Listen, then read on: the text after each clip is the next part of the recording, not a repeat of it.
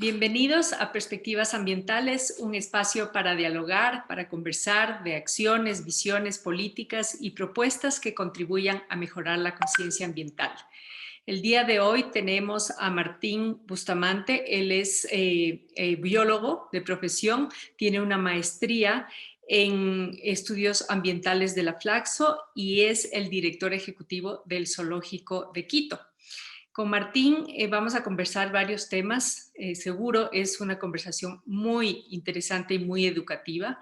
Y quisiera primero, antes que nada, Martín, hablar sobre cuál es el contexto del Estado ecuatoriano frente a lo que implica la desatención y el cuidado animal que vemos por parte del Estado, porque no es de un gobierno, es del Estado en general como institución, ¿no? Esto significa frente a la vida silvestre, frente a la biodiversidad urbana, frente a qué nomás.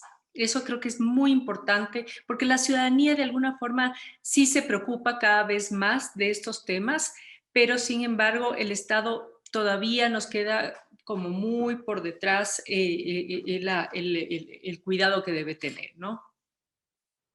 Sí, Vero, ¿qué tal? Un gusto saludarte, saludar también a quienes nos miran en canales digitales.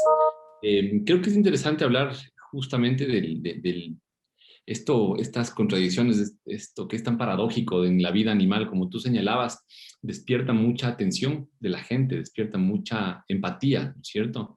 Si tú hablas de una tortuga, de un loro, de una ballena, de un oso, de un tapiro, de un cóndor, bueno, la gente de un perro, de un gato. La gente tiene buenos sentimientos y despierta buenas emociones. Sin embargo, a veces nos cuesta concretar esas buenas intenciones de la sociedad hacia la vida silvestre.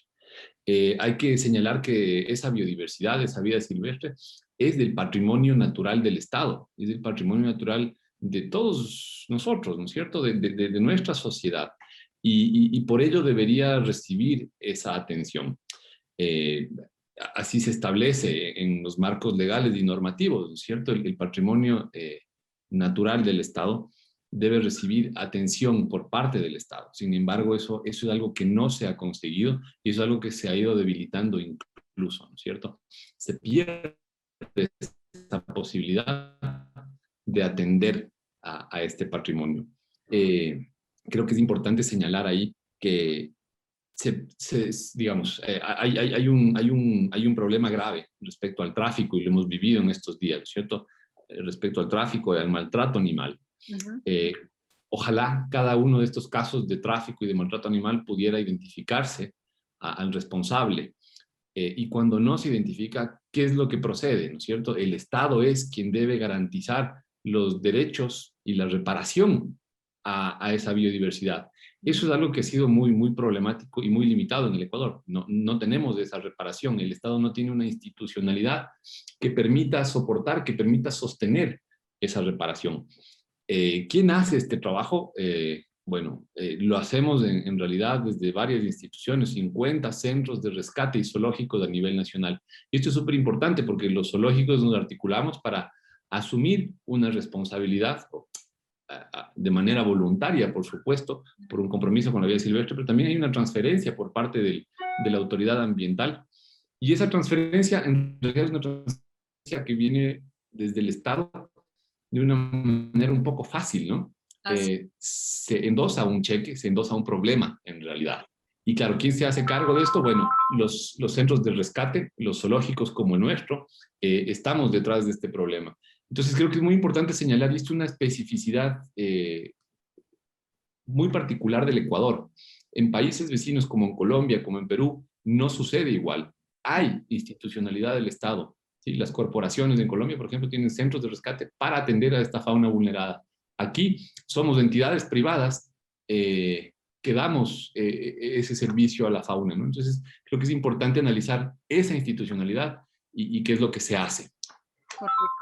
Martín, cuéntame una cosa. A ver, es falta de institucionalidad en todo sentido. Definitivamente hay un Estado débil, pero además el tema ambiental por sí, por diferentes razones y en diferentes temas que hemos analizado en este mismo programa, es débil, siempre es la patita que cojea de todo el aparataje gubernamental, pero eso significa falta de presupuesto, falta de guardaparques, falta de centros de rescate del propio gobierno, y quizá también una normativa específica, porque yo he visto la normativa está, el código orgánico ambiental está en términos de reparación, pero se habla más que nada, por lo menos desde mi punto de vista que lo he analizado, es reparación en cuanto a temas de contaminación, no tanto en temas de restauración o reparación en caso de pérdida de vida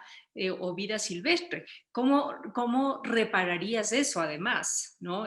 ¿Cómo se te ocurre que debería ser eso y que debería estar contemplado en una normativa? A ver, creo que es súper importante lo que tú mencionas. No hay los recursos técnicos ni financieros para hacerlo, ¿no es cierto? El tema de la fauna silvestre, esta fauna silvestre vulnerada, no está en la agenda ambiental. Y esto es un problema que creo que es muy importante señalar. El valor local de los problemas es un problema que nace de nuestro territorio, de la Amazonía, de las provincias como Puyo, como Morona, Santiago, Esmeraldas, con la crisis que se vive allá de deterioro ambiental. Es un problema muy local que no llega a tener eco en la agenda ministerial porque no es un problema alimentado por agendas regionales o globales, ¿no es cierto? Podemos ver, por ejemplo, que el Ministerio del Ambiente tiene entre su agenda las líneas de acción que se manejan en la región o que se manejan de manera global para el sur, por ejemplo, ¿no es cierto? Para los países megadiversos. Pero estos temas no hemos llegado a posicionarlos en la agenda. Y esa desatención creo que es importante. Ahora, ¿cómo lograr esto? ¿Cómo hacer que el proceso sea más eficiente? Tal vez se nos complica plantear la creación de una institucionalidad inmediatamente como centros de atención, centros de rescate, ¿no es cierto? Uh-huh. Pero podríamos pensar en que se implementen procesos de transferencia de tecnología. Creo que hay un dato que es muy fuerte. Son más de 4.000 animales cada año que llegan a los centros de rescate. 4.000 animales que llegan quiere decir que muchos otros se quedaron en el camino o se perdieron en las redes de tráfico, ¿no es cierto? Esa cifra tan alta, bueno, es atendida por estos centros de rescate privados y creo que es súper necesario señalar que se lo hace en condiciones, yo diría, precarias. Uh-huh. Nos faltan recursos financieros, por supuesto, pero nos faltan también recursos tecnológicos, nos faltan recursos humanos. Entonces, tal vez el primer mecanismo es generar un método de asistencia técnica de cooperación para que la Autoridad Ambiental Nacional facilite el trabajo de estos centros, facilite el trabajo del rescate, facilite el trabajo de la reparación. Creo que ahí, porque si esperamos una condición de creación de nuevas estructuras en el orgánico del ministerio, bueno, vamos a esperar mucho tiempo porque ya vemos cómo se ha desarmado, ¿no? Claro, y lo que tú mencionas es importante y justamente te iba a decir, porque, a ver, lo que menos queremos es un Estado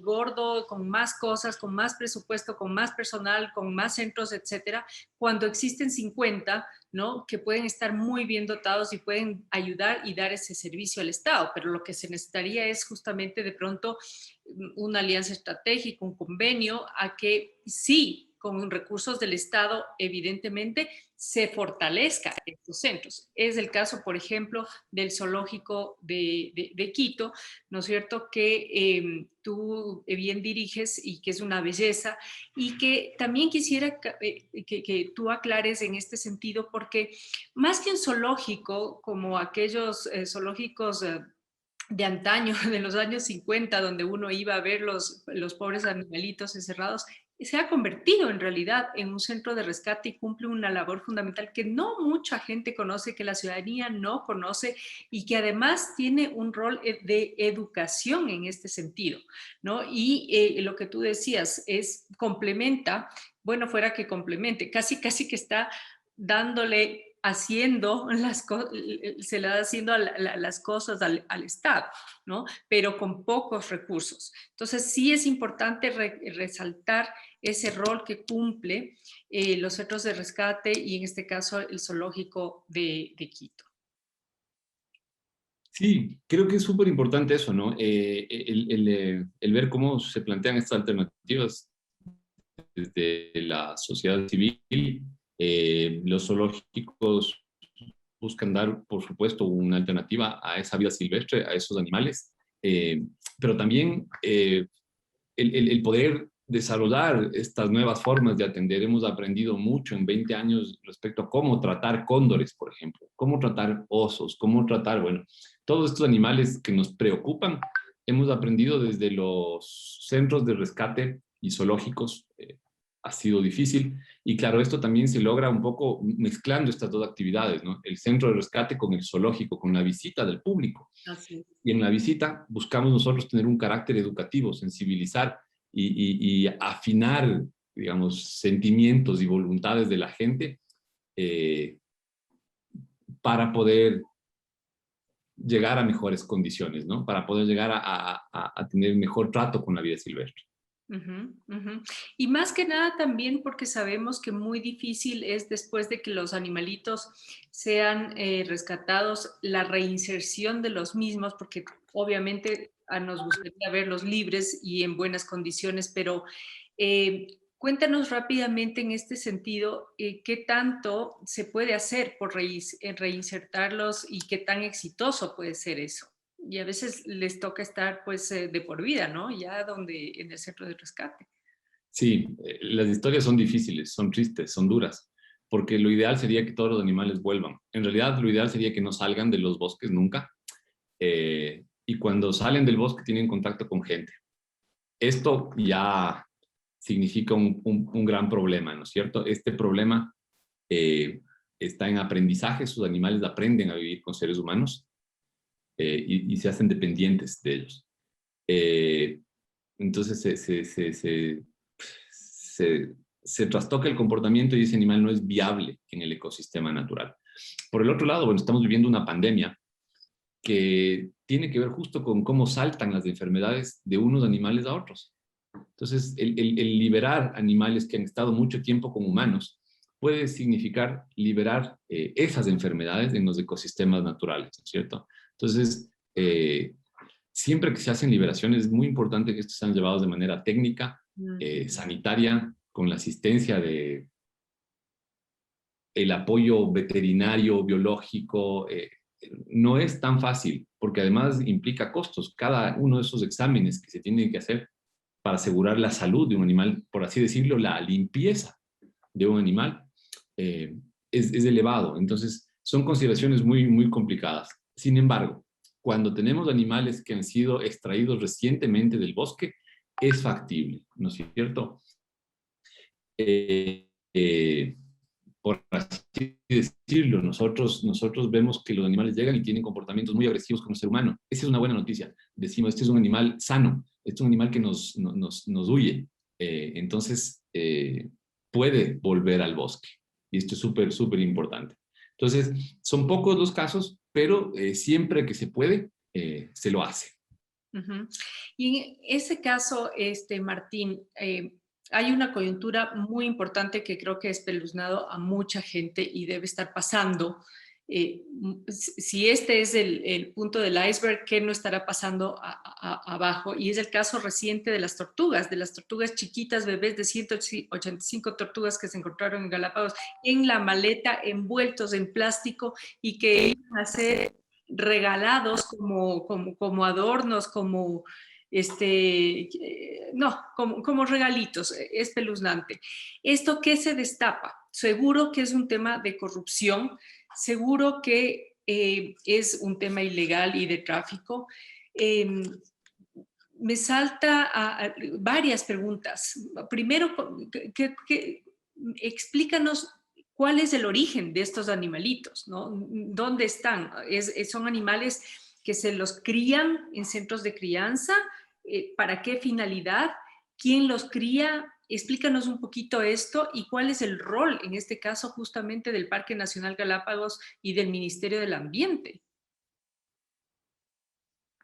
A ver, creo que esto es súper importante señalar, ¿no? Son esfuerzos de conservación que se vienen llevando a cabo desde hace mucho tiempo. Esfuerzos nacionales e internacionales.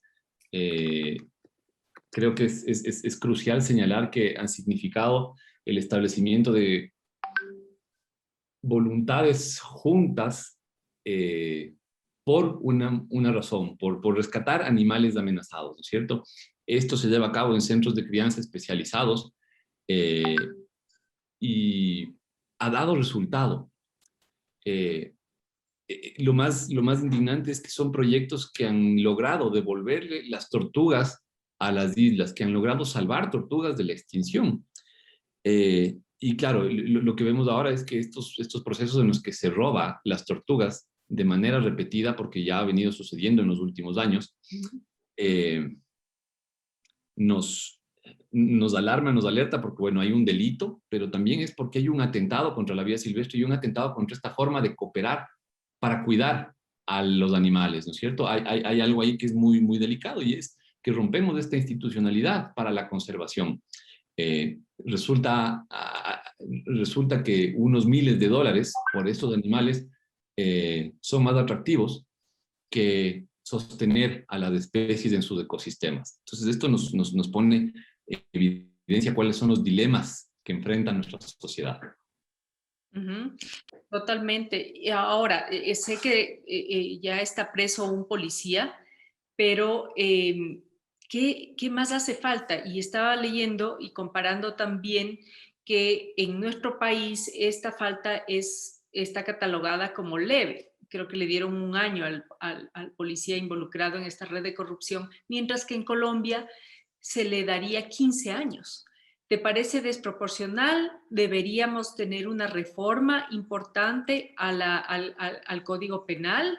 Es más, de pronto el policía es una partecita de toda una red, ¿no? Pero claro, se está traficando con vida silvestre, se está traficando con la vida misma. Eso es el tema que nos espeluzna y que las cosas siguen y no pasa nada, como muchas de las cosas en este país que no pasa nada, ¿no? Sí, creo que bueno, el delito está tipificado aquí. Creo que el primer paso, el más importante, sería que se pueda abordar de esa manera, ¿no? Y de manera real, que la investigación se realice y que hayan sanciones. Sucede que no, que normalmente la sanción es un hecho muy raro cuando hay estos delitos ambientales. Y claro, creo que sí es importante que el Código Integral Penal pueda prever agravantes y atenuantes, ¿no? El tener casi 200 tortugas de especies críticamente amenazadas. Creo que es una colección, es una pila gigantesca de agravantes frente a estos delitos que están tipificados, ¿no es cierto? Entonces creo que es importante eso y que la investigación sea consistente, sea sólida y que pueda asegurarnos resultados, ¿no? Sí. Bueno, esperamos que la Fiscalía actúe en ese sentido y veamos los resultados. Martín, otra de las cosas que también son importantes es el tema de la biodiversidad urbana. Yo creo que la tendencia de la gente cuando hablas de la biodiversidad urbana es a pensar en la problemática que tienen las ciudades, los centros urbanos con los perros, con los gatos, maltrato animal, muchos de ellos en las calles, una sobrepoblación que es inmanejable, pero también estamos hablando de una gran biodiversidad que están en nuestros jardines, que están en nuestras quebradas, que están justamente en los parques, es decir, toda esa biodiversidad que se está perdiendo por la expansión urbana, pero también hay un conflicto muchas veces con los perritos y los gatos, que yo los amo y soy una gran defensora de los animales, pero también generan conflicto, ¿no? Muchos gatitos silvestres ya que están por toda la ciudad acaban con todas las aves que están en los parques o que están en los jardines. ¿Qué entendemos con la biodiversidad urbana como biodiversidad urbana. Agrupa a todos ellos y cuál es el conflicto y cómo se está manejando este tema o no se está manejando. Sí, creo que tiene un abordaje todavía muy limitado y creo que justamente es importante que definamos qué es qué. Gatos, perros son animales de compañía, están ligados a nosotros, son hermosos, ¿no? Nada más lindo que estar en casa, en familia, por ejemplo, y jugar con el perro, ¿no es cierto? No hay nada más rico que darle un abrazo al perro. Esta es parte de nuestra vida, así evolucionamos los últimos 15.000 años junto a ellos y les debemos mucho también. Y les debemos muchas sonrisas, mucho bienestar, incluso en estos momentos de pandemia. Pero claro, los descuidamos. El problema es ese, es que ellos se salen de nuestros hogares, se salen de nuestras vidas y empiezan a hacer una vida propia. Y esa vida propia atenta contra, bueno, contra un montón de cosas, contra temas sanitarios, por supuesto. Perros y gatos en las ciudades significan enfermedades, entre otras cosas. Pero por otro lado, el competir de manera desequilibrada, de manera desigual, por alimento, por ejemplo, con aves, con colibríes. Los gatos son muy buenos cazadores de colibríes y de otras aves en general. Entonces, tenemos ahí ese desbalance que creo que es muy importante. Cuando hablamos de biodiversidad urbana, sería bueno que nos centremos justo en esos colibríes, en esos mirlos, en esas tangaras, huirachuros, gorriones, quilicos, halcones. Bueno, la lista de aves y de la biodiversidad urbana, en realidad plantas también, mamíferos, anfibios, reptiles, es gigante. En Quito eso es asombroso.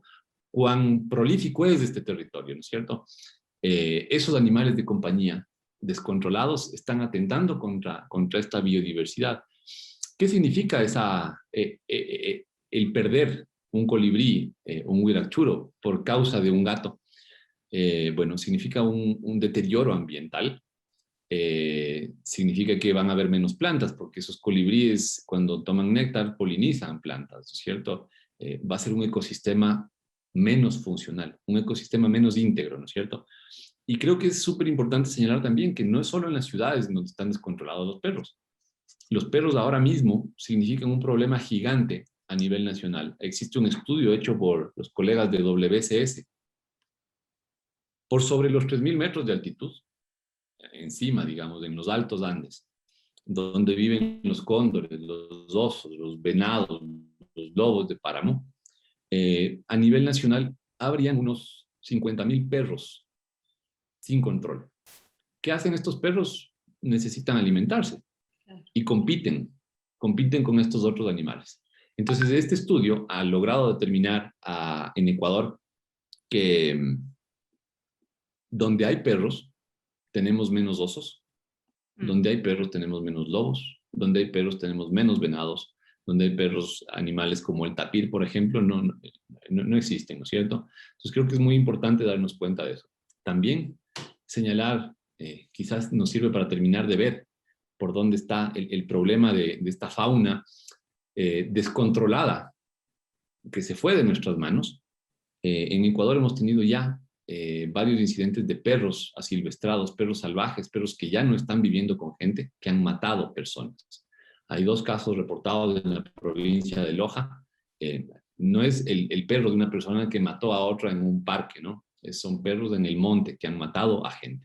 Eso ya está sucediendo en Ecuador. Es un problema ambiental que hay que darle una atención debida, ¿no?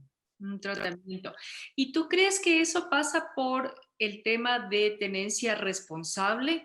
Porque en otra entrevista justamente con Pai, hablábamos de toda esta problemática que sin duda alguna es un problema tenaz, pero también estamos conscientes, y lo viví en carne propia, el problema que es que mucha de la gente no se hace responsable de sus perros, de sus gatos, e inclusive los van a dejar, por ejemplo, cerca de Quito, en la zona de Nanegal, Nanegalito, vemos perritos abandonados en la carretera y después, claro, se hacen ferales, se hacen silvestres, necesitan comer y comienzan a amenazar la vida silvestre, ¿no? Con lo que tú dices, a los osos, a los tapires, etcétera. Entonces, la gente se ilusiona por tener una mascota, después ya no la puedo mantener, después ya la deja abierta o normalmente las deja circulando por las calles y ahora más aún van y les dejan en el auto botados allá, ¿no? Entonces, esto es un llamado de atención nuevamente a la ciudadanía a ser responsables. El tema del maltrato animal no solamente va vinculado a eso, sino un maltrato hacia la persona, hacia la vida, inclusive hacia la mujer. Ha visto muchos estudios que las personas que maltratan a las mujeres normalmente maltratan también en general a su familia, en general a los animales. Es una cuestión ya muy, muy fea de esa persona, ¿no? Pero sí, supongo que es tema de tenencia responsable, ¿no? De hacer conciencia de la responsabilidad que es tener una mascota. Sí, sí, Vero, creo que tú tocas una fibra que es muy importante, ¿no? Esto nos revela la violencia, el carácter violento, el carácter del descuido. Eh, Vivimos en una sociedad que reproduce muchas formas de violencia, ¿sí? La violencia contra la mujer, por supuesto, es la que estamos recién empezando a entenderla como sociedad, pero también vemos que hay violencia contra los animales. Creo que esto nos lleva a un punto central o al eje transversal, esto que es una forma de ciudadanía, ¿no es cierto? Yo como ciudadana o como ciudadano, bueno, respeto a mi pareja, respeto a mi familia, respeto a mi ambiente, respeto a mi lugar de trabajo, respeto a mi mascota y respeto además también la biodiversidad que está afuera, ¿no es cierto? Entonces no voy y no abandono un perro en un costal en una carretera. Creo que el tema de la tenencia responsable es un tema de ciudadanía y que hay que abordarlo, ¿no es cierto? Digamos, y aquí hay que ir rompiendo algunos mitos, ¿no es cierto? Mi perro macho no deja de ser macho porque ha sido esterilizado, ¿no es cierto? El hecho de que sea un reproductor no le hace más macho. En realidad, ese ser reproductor puede convertirse en un problema social, sanitario, ecológico, financiero incluso, ¿no? Para quien debería cuidar ese animal. Entonces creo que hay que ver eso de la tenencia responsable como una parte de una ciudadanía proactiva, una ciudadanía mejor, eh, y una ciudadanía que se hace responsable, que se hace cargo de todas las dimensiones, ¿no? Así es. Y que se hace cargo de la vida, Martín. Yo cada vez me convenzo más que la gente que ama la vida, ¿no? Debe respetar en todas sus formas, ¿no? No estamos unos por encima de otros, todos nos complementamos y eso creo que después de muchos años, y claro, yo no soy bióloga, pero entender que todo está conectado y que una cosita que tú hagas acá, como la telaraña, va a tener repercusiones acá. Entonces, nosotros mismos, si no cuidamos el entorno natural, si no cuidamos los ecosistemas, si no cuidamos la biodiversidad, la vida silvestre, no nos estamos cuidando a nosotros mismos y simplemente estamos haciéndonos un harakiri. Entonces, sí, llamada la atención a poner cuidado y a ser más ciudadanos en todo sentido, y amar a la vida. Con esto quiero terminar, Martín, agradeciéndote muchísimo. Seguro tenemos mucho, mucho que conversar. No será la primera, sino de muchas reuniones, conversatorios, entrevistas. Y agradecerte nuevamente por este espacio. Con esto cerramos agradeciéndoles a todos por su sintonía. Les invito a visitar y compartir nuestra fanpage Perspectivas Ambientales, así como seguir nuestros canales digitales en Twitter, Instagram, YouTube, donde encontrarán temas de actualidad con un enfoque ambiental. Hasta una nueva oportunidad.